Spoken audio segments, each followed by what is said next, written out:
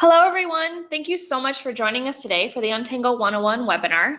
Today, we'll be going over NG Firewall for state and local governments. So if you are in a public office or public library or something of that sort, municipality, then this webinar is going to be perfect for you. My name is Shannon Bonfiglio, and I'm part of the marketing team here at Untangle. I'll be your host today. I have with us Chad McNaughton, who is one of our sales engineers, and he will be taking us through this presentation and the demonstration. Just a few housekeeping rules before I pass it over to Chad. Please be sure you're selecting the correct audio preference. On the right-hand side, you'll see the option to use your computer speakers or to use a telephone. If you decide to use a telephone, you will need to use the access code that is provided. As always, we have a few staff members on hand to help answer questions throughout this webinar, so please just submit any of those questions in the questions panel on the right-hand side, and we'll be happy to get those answered. If you have a very specific question or support question, please email us at sales@untangle.com or support@untangle.com, and we'll be able to assist you better through that avenue. As always, our webinars are recorded, so you can rewatch or share this webinar with anyone you wish. The webinar will be posted on the Untangle YouTube channel within 24 hours after this is over. So anyone who is registered will get this link and be able to rewatch this. And with that, I will pass it over to Chad. All right, thanks, Shannon. Thanks everybody for joining us. As Shannon said, this is an Untangle 101 session, so we will not be doing deep dives into configurations or applications. We're going to go over basically a general overview for how Untangle can help in your public sector network. As Shannon said, this is a great option for libraries, little city governments. We do really big discounts on the software for public sector, so this can be a really interesting thing to get on your network at a pretty good price point. On my screen, you see the numbers that are representing a pretty big opportunity in cybersecurity in the public sector. In 2017 alone, there were over 460 million records stolen from the government sector. This is the top target for social breaches right now. And cyber espionage and privilege misuse are the top reasons for breaches. I personally have been a victim of one of these breaches. A county out here in Colorado had their courthouse servers breached and my information was on there. I didn't live in that county. I didn't vote in that county, but I was on their registration lists. So that's a pretty disappointing thing. Obviously, they didn't have an Untangle in their network. But you can see there at the bottom that about 70% of federal agencies have been breached. And this is just growing, unfortunately, basically by the month.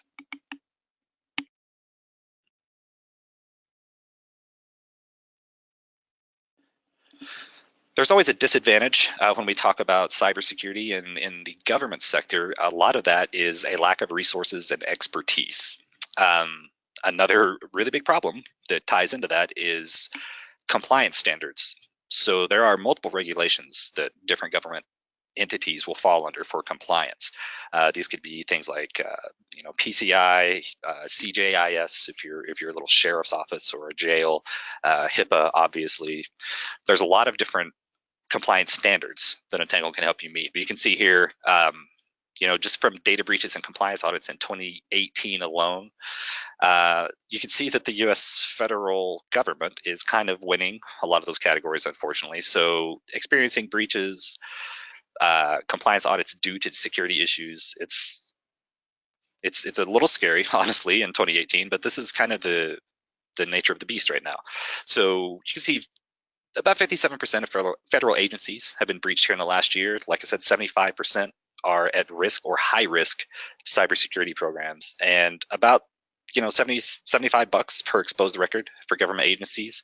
That really hurts governments trying to move users to online services, things like web apps, integrating with cloud services. $75 per exposed record is kind of crazy. On the slide before this, we saw that there'd been almost 500 million records breached. So I'll let you do that math. I'm not going to try. It's a big number, and that's pretty scary to me. So this is where we would want to introduce those kind of admins, network support techs to Untangle. This is a comprehensive UTM device, Unified Threat Management device for small, medium-sized businesses, government agencies. It's quick and easy to deploy and manage. and we're going to help you protect your business and the reputation of it. So in short, it's a low-cost subscription-based software solution. It can save costs by leveraging existing hardware or choosing an appliance from Untangle. We actually have a lot of options for deployment because we offer our hardware. You can install on your own custom hardware. Maybe the library has a spare server sitting in the closet that would match the Untangle specs, and use that. We can also virtualize Untangle or run it in the public cloud now in Amazon Web Services. So as I said, it's a pretty easy plug-and-play setup deployment. There are multiple channels of support. You'll be able to get proactive, actionable alerts. You'll get notifications and historical reports depending on how long you'd like to keep data. Untangle can keep up to a year of reporting data locally. We do offer advanced support from our team out here in Colorado, and basically seamless transparency. Basically, users don't know Untangle's on the network unless you tell them that we are, and they sign into something like a captive portal. So what we're trying to do is protect, control, and monitor your business critical networks. This is a pretty quick and easy thing to drop on a network, depending on how we install, either as a router or behind one in transparent bridge mode. So let's talk Untangle products here for just a second. There are quite a few. The Untangle NG Firewall Platform is our basic software platform. This is the platform for deploying our network-based security and policy apps. We do have a lot of freeware, but our paid apps are available individually a la carte, which you could just drop on top of the free platform. Our apps actually inspect traffic simultaneously. So they do use something called virtual pipelining rather than proxy chaining. So it's not a long assembly line for packet inspection. We do share the admin panel database and reporting. Under reports, you'll get live custom reports with drill down app options for pretty much any aspect of network traffic. If you're curious what a specific client is doing or specific username, specific host, we have just a button now to add that condition to your reports to drill down into their information really quickly. So you'll see Untangle's apps broken down into basically 6 sections. You'll see them here on my screen: protect, filter, perform, connect, manage, and then add-ons. Under add-ons, you'll see our live support app. This is basically what gives you a support contract with our team here, gives you access to phone support from the team in Colorado. Untangle doesn't outsource support. We don't do tiered support. I feel like that's part of why our support team keeps winning awards for us, why they had a 100% satisfaction, for the month.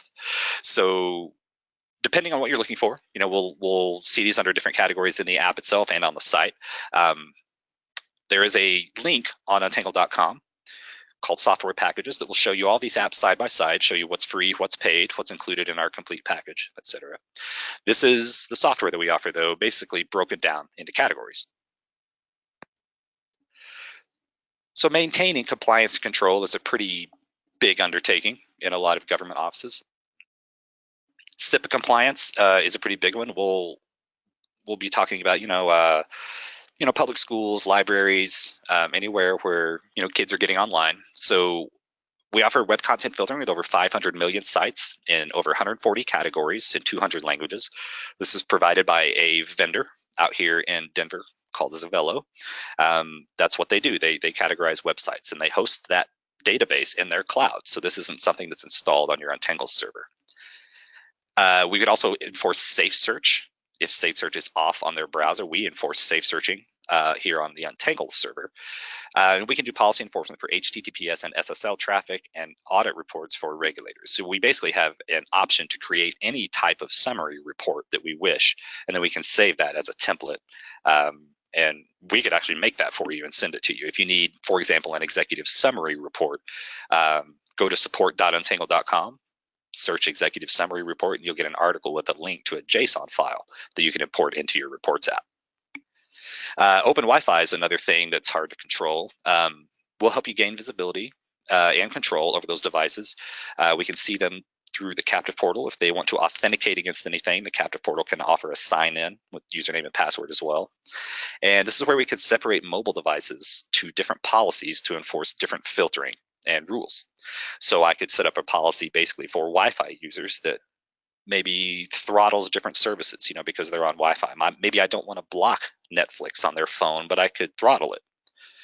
And then we could also, as I just mentioned, authenticate with a few different things through the portal, Radius Active Directory, or with OAuth from someone's social account. So I went over this a little bit, but how would you deploy Untangle? There are a lot of options. This is basically a hybrid cloud product. So even when you have an on-premise physical server, it's managed through the cloud, and it's actually leveraging our cloud intelligence. And if you use Virus Blocker, it's leveraging Bitdefender's cloud as well. I also mentioned virtual pipelining. We don't use proxy chaining. Instead, all of our traffic is inspected by all of our apps simultaneously.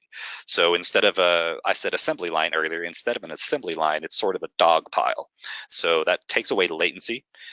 Basically, when a packet is seen as HTTP, whether it comes through that way or it gets decrypted, every app that scans that traffic will do it all together and then say, yes, it's fine, re-encrypt it, throw it out, or, block it, quarantine, whatever the action is that's necessary.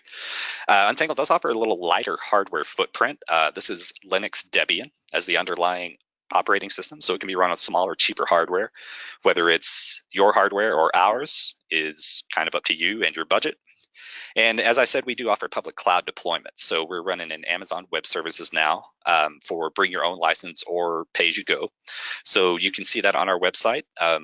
That's a really interesting option to me if your infrastructure is in Amazon. If not, it is kind of a second learning curve, but I think it's a really, really cool option because you can now put your firewall in the cloud, and the way we're moving into the public cloud with SD-WAN and that kind of functionality, it makes a lot of sense. So I mentioned Untangle's threat intelligence call out that your box will do. This is hosted in the Untangle cloud. This is called Scout IQ, and this is basically our threat intelligence platform. So what it's really doing is it's leveraging a few different database vendors, things like that, to aggregate telemetry data from across all the Untangles worldwide that leverage it. So if, for example, an Untangle box in Belgium sees a piece of telemetry data tied to a known piece of malware, it will send that to Scout IQ, which assesses it and then says, okay, this is legitimate. It's a real malware distribution point. Let's update all the other Untangles. So this is identifying threats seen in the wild, and this is included in both of our Virus Blocker apps at no additional cost. The other aspect of the Untangle cloud infrastructure is Command Center. So this is our cloud-based centralized management for your fleet, basically, of NG Firewall servers. So this is where you can easily manage your multi-site deployments without any additional hardware. You'll get alerting, threat history, any auditing logs across sites. You can manage licensing, updates, backups. The fun new things are the ability to clone, edit, and push policies across your fleet. So you could, for example, create a master policy template for Office number 1. If Office 2, 3, and 4 need the same rules, we can just basically get their devices online and then push that template policy to them from the cloud, and they'll all be on the same configuration. So it's a really handy service, and this is just your account page basically in untangle.com now. So this is all included at no extra cost. So as I said, it's going to reduce overhead and associated costs. You don't necessarily have to drive 2 hours away anymore to that remote site. You can just see that box in Command Center, remote into it from there if you need to, get alerts, reports. And as I said, this is included with NG Firewall Complete at no extra cost. So Command Center is a really, really handy tool. It's becoming a really handy tool for Untangle partners or anyone who has multiple Untangle servers running our complete package. They're all just there for remote management, and you can see everything on one aggregated dashboard. So it's a really handy tool. Untangle is a software company, but we also offer a line of appliances. On the left there, you'll see our XSeries, which are some small form factor servers.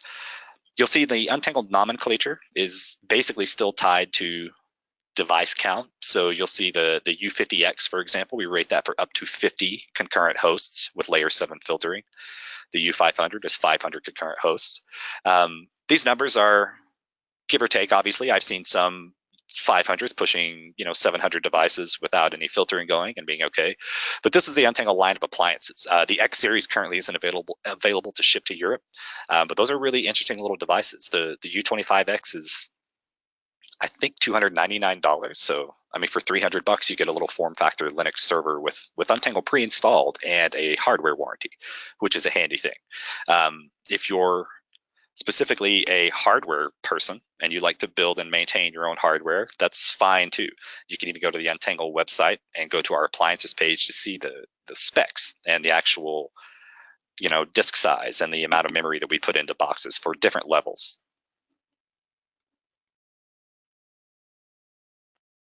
So we're going to jump out of the slide deck here for just a second and get over to my demo server. We're going to run through a quick little kind of overview of the Untangle UI, and then basically we'll jump back into the slide deck. This isn't going to take too long. I don't really, like I said, I don't want to dive into too many apps or functionality configuration. What we see right here is the Untangle demo server. This is demo.untangle.com. It's always live. There's no password. Please log on and play around. When you log in, you'll get the Untangle dashboard here. So this one is fully customizable. If you need to change this around, you could come in here and basically either disable or delete these widgets and come add new ones. Maybe you have Active Directory on your network and you want to see all the username reports. You can just start typing it there and it'll show you all the reports that offer usernames instead. I mentioned being able to drill down quickly and easily now too. This has gotten extremely simple with Untangle version 14. This little conditions button here is available on the dashboard and on the reports viewer. So if I'm curious about a specific user or client, I can just add that right here and then start looking. If I want to add more conditions, that's available here. The dashboard on Untangle, as I said, is completely customizable. I'm not entirely sure if there's a limit to the number of widgets that you can use. I myself use about 30 at home and I have no problem, but I've seen a virtual machine running about 60 with no problem too. So it just depends, I think, on the size of the environment and the nature of the traffic. But if you see slowdowns here, obviously contact our support team. There's probably some tweaks and we can make on the Untangle config to help with performance. You'll see here that we just basically have kind of a top 12, top 15 widgets, mobile apps by usage, client IPs by total bytes. Down here, you see we're getting notifications. It's telling me I have redundant apps installed. Of course I do. It's a demo server. And right here, we're actually seeing what people are searching for on google.com. It's election day here in Colorado. So luckily, people are trying to find out where to vote. Any of these reports can be completely customized. Please don't get frustrated if you get into Untangle reporting and you don't find a report you're looking for. With our complete package installed, by default, you get about 400 reports. And that's a lot to take in, right? It's a pretty big dose of information.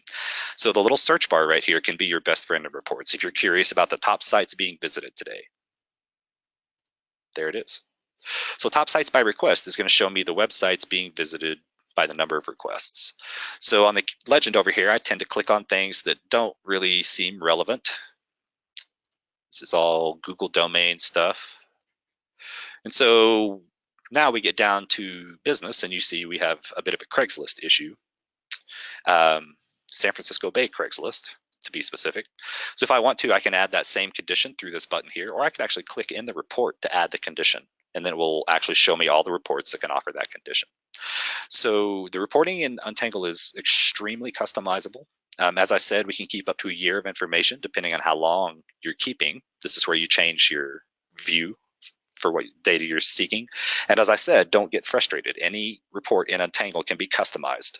So if you're not seeing something that you're looking for, we're happy to help you customize something. You can also create new blank reports from scratch now. So Untangle's reporting is, to me, as robust as you can find in our industry, but it's also, I think, pretty user-friendly. All these reports that we were looking at can be instantly added to my dashboard if I want to as well. So now this one's on the dashboard. I can download an image of it. If I just need to, email a boss a quick peek at data, I just hit download. It's going to download a PNG file of that chart.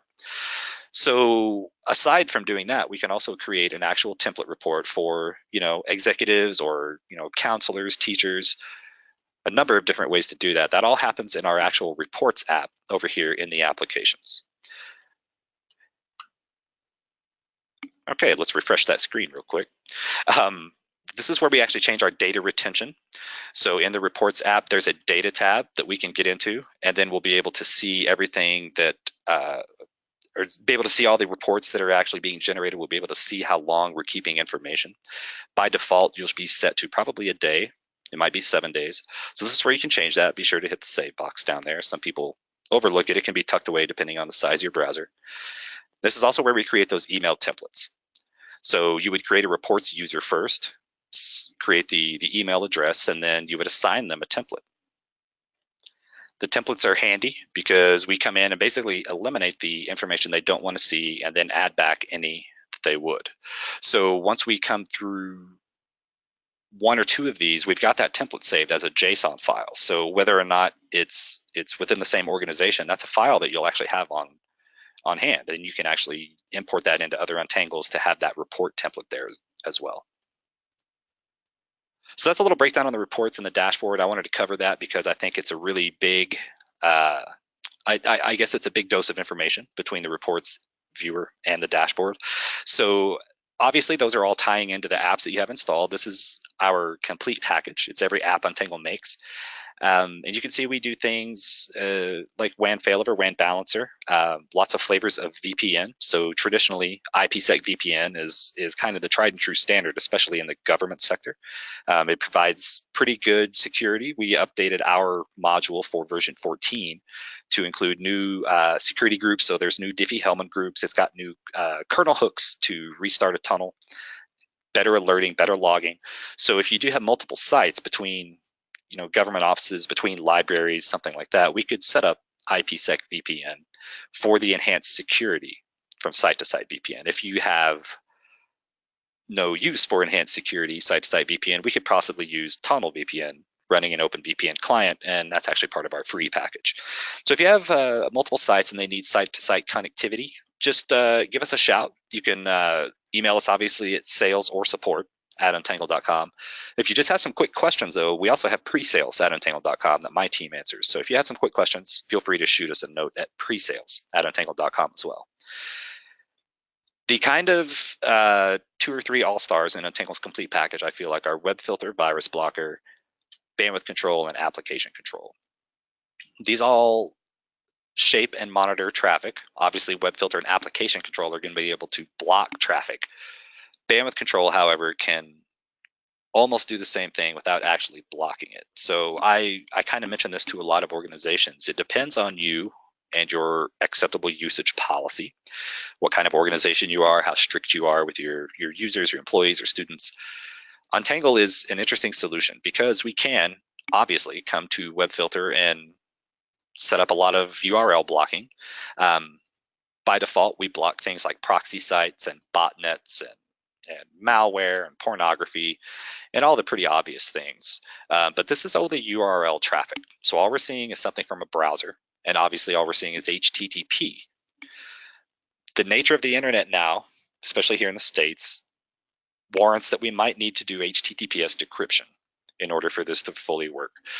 We do have options to process HTTPS with server name indication, which is kind of host name filtering. So we can block HTTPS without really decrypting it a lot of the time. But if you want to, for example, use our full-blown virus blocker, which runs Bitdefender at your gateway, the scan option is HTTP because no app on earth can see into an HTTPS packet, right? It's by design. So if you want to use virus blocker, I would honestly strongly recommend deploying the Untangle root certificate and decrypting traffic to certain sites. That way we can scan them. This is a huge use case, I feel like, for decrypting HTTPS. One of the main reasons for that is this chart right here that shows here in the States, and on average, we're cracking 80% encryption on the web. So, that's drastic, I think. You can see by the chart, it's about doubled in a couple of years, 2.5 years.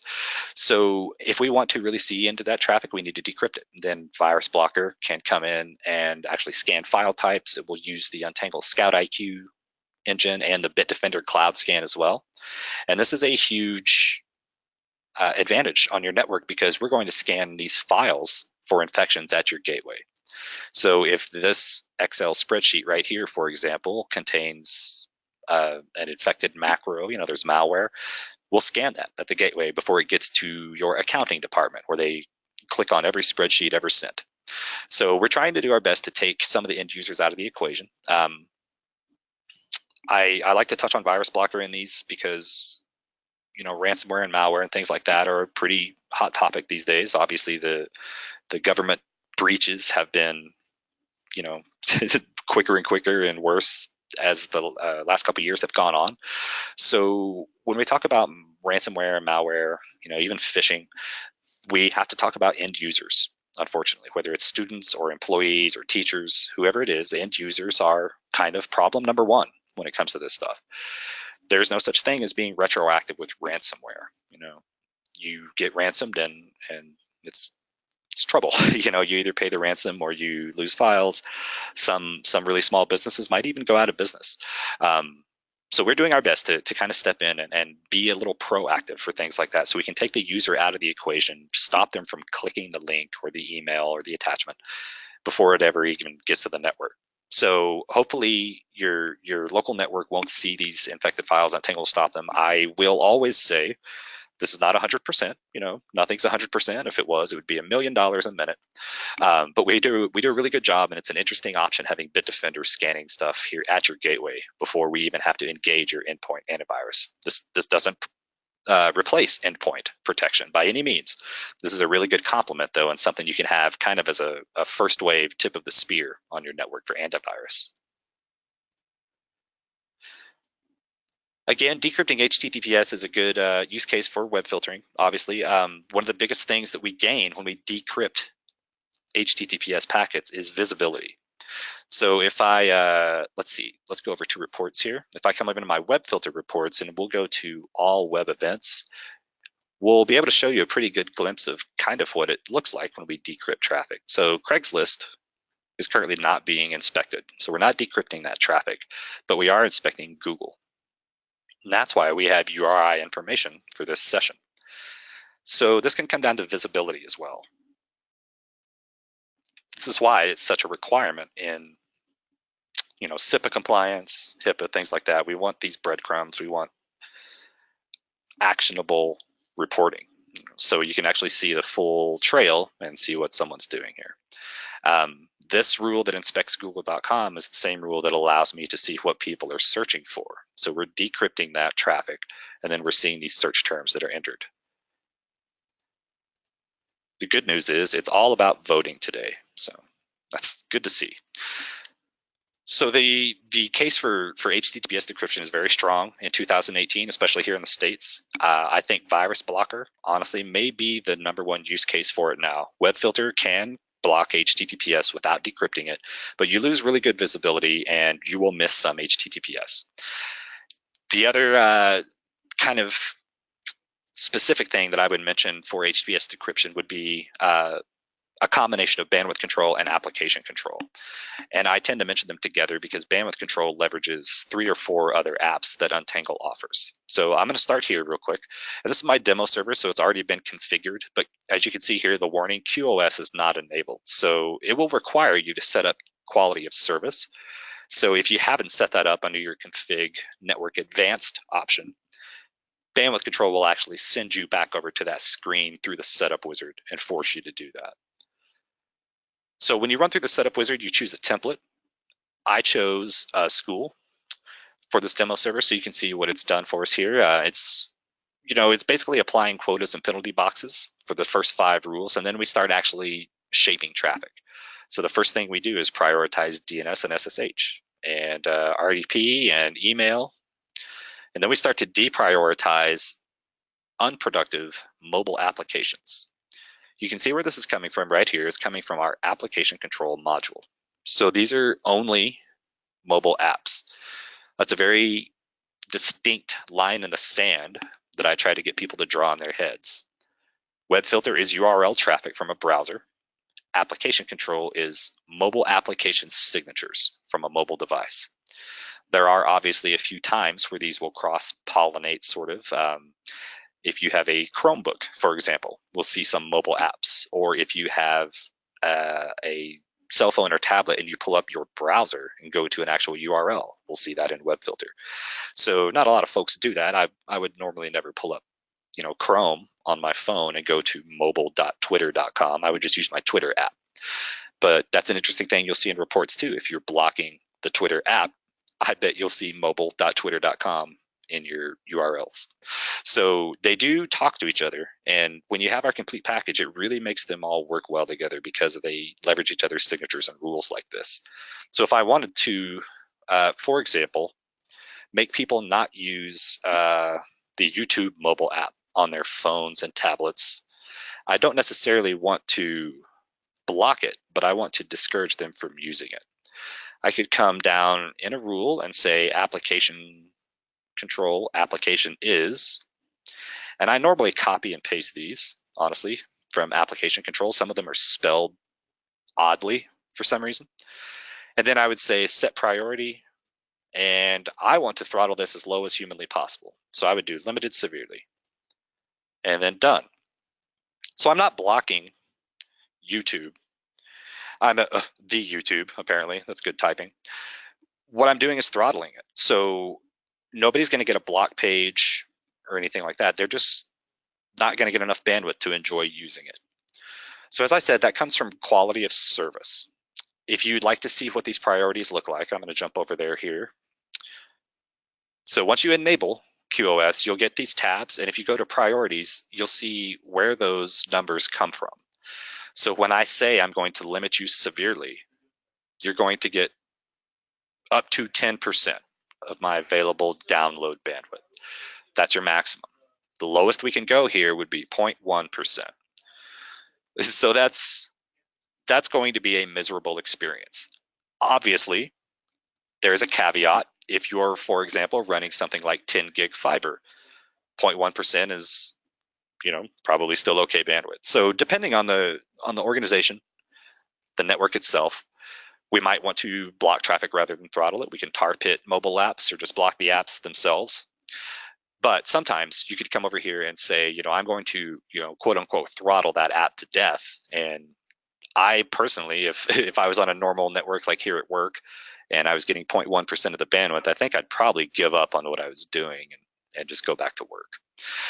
So that's quality of service, and it ties into bandwidth control. So if you're setting up bandwidth control and it pushes you back to quality of service, it's just because you haven't enabled that stuff and set it up yet.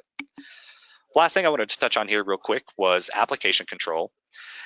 These are mobile apps. There are currently about 1,942 known applications. So that's a lot to go through, obviously. I use application control sparingly, but I use it very specifically. Me personally, I run Untangle at home, and when friends come by or to watch the Liverpool game or we're just watching a movie, I don't really get too heavy-handed on their phones, but there are certain services that I block or tar pit, like proxy apps. So if we click on category right here, and for the 2 or 3 questions we probably just got about scrolling through these apps, yes, there will be a search bar in our new version coming out soon. You'll be able to just type the app signature in and it'll pop up all kinds of keywords. It's really handy. For now, I'm scrolling down to proxies. So you see we have these flagged by default. Obviously, I want to know anytime anyone pulls up something like UltraSurf on my network. Someone using this on their tablet, on their Chromebook, whatever it is to me a different kind of user. This is someone who is fairly savvy and has an idea, and they know how to get around your filter. So you would probably want to come block this, and I would encourage you to never do that and to only tar pit this. So these apps specifically, we would ask you to tar pit. So you see how these are either or.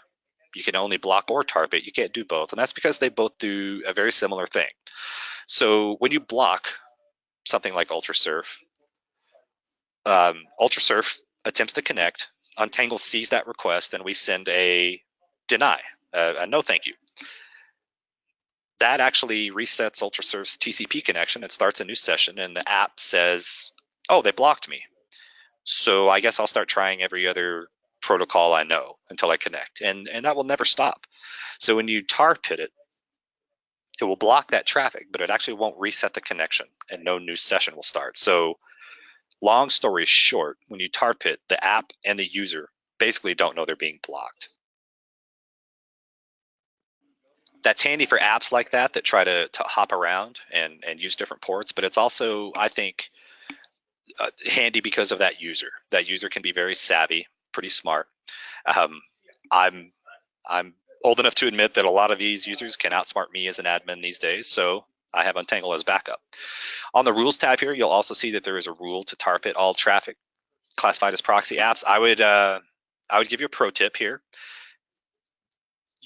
You're going to be very tempted to just check this and leave the apps unchecked. And I would say don't do that, because these checks here will actually hit before that rule will. So this thing, if it's being blocked here and being checked over there on the rule hits first. So just kind of an FYI. But these are nothing but mobile applications. So if we go by name here, you can see that we have tons and tons of signatures. For example, Google Apps. So you can see there's just so many. So you might want to, for example, block like Google Earth. Google Earth is a really, really big consumer of bandwidth. So for customers of ours in parts of the world where bandwidth is expensive and spotty, things like that, you might not even want to allow on the network, especially when we're looking at mobile apps. A lot of this is, kind of traditionally something happening on your Wi-Fi network. Not always, but that's kind of the model for that. It's mobile devices on Wi-Fi. I wouldn't want them torrenting or watching Netflix or YouTube. So we can do a lot of different stuff to help that. We can either throttle them like I showed, or block, or tar pit. So those are just kind of some of the layer 7 apps that Untangle features. As you can see, we have a lot other options. One of the interesting things about Untangle is that we have a firewall app that sits at layer 7 of the network stack. So even in bridge mode, Untangle can be kind of a second or third firewall on your network.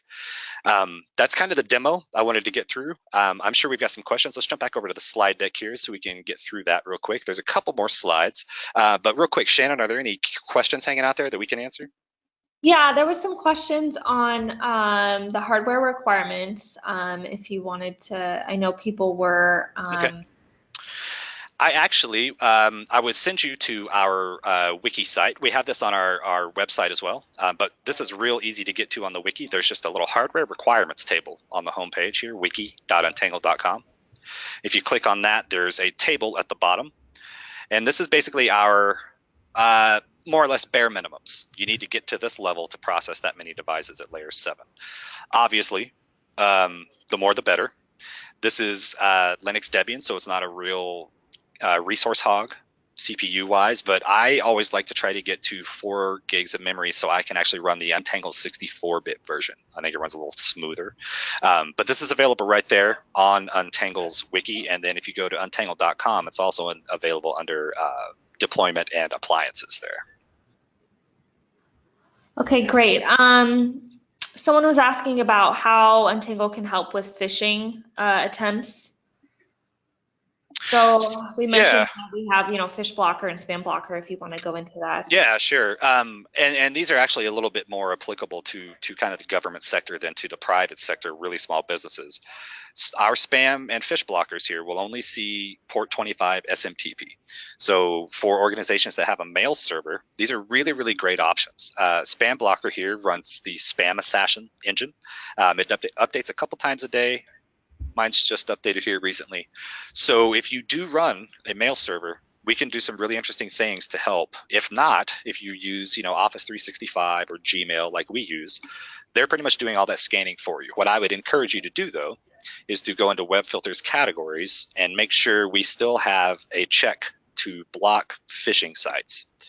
So this is always checked by default. There's always a chance that someone might remove it or something like that, but we also have a built-in alert.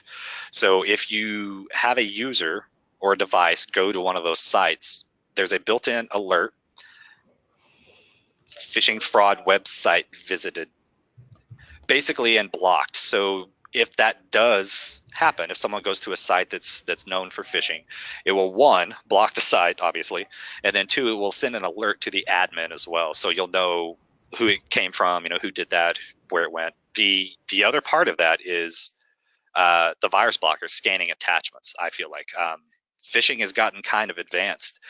Sometimes they'll sound really legitimate and they'll have an attachment in there that's going to have you click on something and then they're going to redirect you.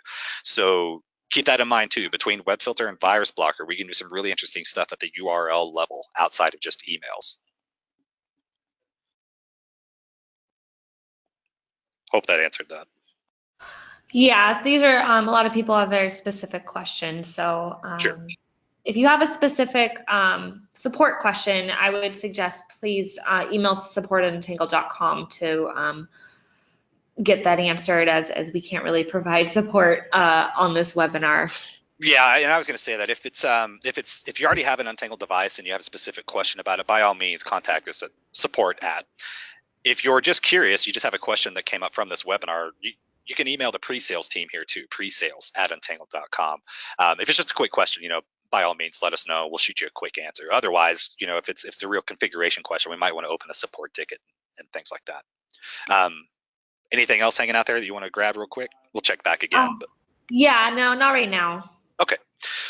So, yeah, I've mentioned all of these things before, but the real key differentiators between Untangle and the rest of this industry outside of the company itself are the facts that we're built specifically for SMB and government deployments. This is enterprise level security with, I feel like, consumer level simplicity. There's not another UTM in our industry that I feel like you can just sit down and test drive like Untangle. I think it's a really easy thing to wrap your head around. Even for being a Linux server, during this entire webinar, you have not seen a command line interface yet. So when we say Linux server, a lot of people picture the CLI and they run for the hills because they don't know Linux or command line. And you don't need that with Untangle. It's all graphical. So if there is a command that needs to be run on the back end, or to free up some disk space, maybe, just let the support text do that for you. You don't have to know Linux command line. Like I said, this is browser based, fully response. We have an industry leading kind of advanced reporting that we've walked through. The default settings are tuned to real world cases. A lot of people ask me in pre-sales, what are your best practices from Untangle? When you install Untangle, even if you get one of our Untangle devices with it pre-installed, you're going to run through the Untangle setup wizard. It's going to ask you, do you want to install recommended apps or custom apps? If you do the recommended apps, that's our best practices. It's got some filtering set by default, as you saw in my web filter, and it's got some baseline configuration for you. And we do policy management with global top-down lists as opposed to kind of a complex bottom-up approach. And as I showed you, I think we have some of the most comprehensive bandwidth shaping capabilities, whether it's at layer 3 or layer 7 through QoS and bandwidth control. And then we also do automatic seamless upgrades. You never have to pay for a software upgrade. If you have them turned on automatically, they'll just update on your schedule whenever you want, or you can do that manually and check. We don't normally have to do, real big reboots, things like that when we upgrade. We just did for version 14 because we moved to a new Linux kernel, but it's normally not that intense. It's just a quick free upgrade. And then it is as flexible as can be and cost competitive. I mentioned the pretty big discounts for public sector and nonprofits on the software. And again, it can be deployed on your hardware, ours, or in a VM or the cloud. Untangle is basically freemium software. So you'll download from untangle.com. That gives you a 14-day free trial of our complete package. So that's everything Untangle makes. And please keep in mind that 14-day trial includes live support. So I always encourage people to take advantage of that, whether it's getting you on the phone with a support tech or just me or one of the other sales engineers for a little remote session, kind of a extended demo. Just let us know. During that trial, we're here to help. And as we showed, we do have the cloud-based centralized management on-box reporting. That's all included. Reports are part of our freeware, so you don't have any additional costs, any additional hardware requirements for centralized management or reporting. And then we are getting, some recognition. Untangle's not really new anymore. This is our 15th year. As you can see, we're winning awards. Our support team keeps winning awards. We won a Gold Stevie Award last year for their customer service and technical support. That's a really important thing to me, especially when we talk about, servicing the small to medium business sector. Untangle is still a small business that supports small businesses. That's kind of rare in our industry, I think, and I think it comes across when you talk to our support team or our pre-sales staff or anyone in sales. You can see that we are, part of a few pretty active communities. I'm sure everyone on this call has a Spiceworks login. They love us over on Spiceworks. I'm our brand rep on Spiceworks. So if you ever have a question on there and you say the word Untangle or NGFW, it'll ping me and I'll be able to jump on and answer you. And then we do have really active community forums. This is a Linux product. We offer freeware, so there's a DIY or die mentality on our user forums, and they're actually really, really helpful. Don't be intimidated or reticent to post on the forums. You're not going to get made fun of or anything like that. You might get an answer from the founder of our company or of our director of QA. They're kind of our leading forum trolls, and they have really great answers. And we do offer multiple layers of self-service with the knowledge base and the wiki and the YouTube and stuff like that. There are some customer quotes available on our site too. There's a case studies tab if you want to go through and see what some of the folks in the government sector are kind of saying about Untangle. Lancaster County has been a big customer of ours for a long time. Those guys are great and have been really, really good users of Untangle, helping us get their network working and keeping things going. But if you're curious, we also have some video case studies on the site as well. And then I mentioned this a little bit before. We do have some pretty interesting price discounts on the public sector complete package. So if you qualify for that public sector package, if you're a state or local government institution, public library, public school, we're talking half off the software package, right off the top. So your sales rep can let you know what the actual options are. If you're buying hardware together, if there's a promo going that month, we do all kinds of fun stuff like that. So I love that you can see Untangle's retail pricing on our website. If you go to untangle.com and click the buy button, you don't have to go through 9 layers of phone calls to find out what we cost. I really like that. But keep in mind, your sales rep can always do a little bit better, might have a coupon that month or something like that.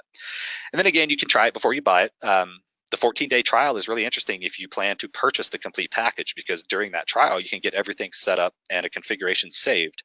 Then if you do decide to pull the trigger and license Untangle, you've already got everything set up. You just pull down the configuration and you're up and running. If you're curious, you can contact us at sales@untangle.com to get going. And as I said, if you have any quick questions, pre-sales@untangle.com is the spot to go. And with that, I'm going to turn it over to Shannon to close us out. Great, thanks, Chad. I know there's the last couple minute of questions, so letting our people on the back end answer those. Thank you. I know people are giving feedback on the type of webinars we should have for next year, so appreciate that because we're getting those set up. Let's see. Most of these are very specific questions, so I would suggest contact support. I know some people have been asking continual questions, so I would recommend reaching out to support or posting on the forums. I don't know, Chad, if you mentioned that. We do have our forums, which is our live community. You can post on that to get your questions answered if you don't want to go through support. Let's see.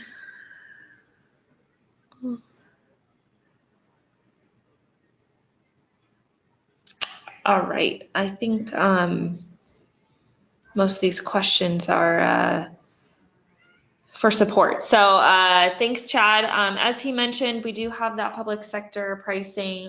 If you are a qualified municipality or a public library or a public school, then you can get our complete package for 50% off, which is huge. So take advantage of that. If you're not sure if Untangle is going to be the right solution for you, please just email us. We're happy to do a more specific demo if this didn't make you excited. We are pretty well known in the state and local government sector. A lot of smaller agencies use us just because of our pricing and usability. We do have the free trial, so please just reach out to us and we'll be happy to get you started. All right, thank you so much. Appreciate everyone's time. And if you have any questions or want to give us any feedback on this webinar or future webinars, please email us, sales@untangle.com, support@untangle.com, or marketing@untangle.com. We're here to help you in any way we can. And thanks everyone for joining. Thanks, Chad.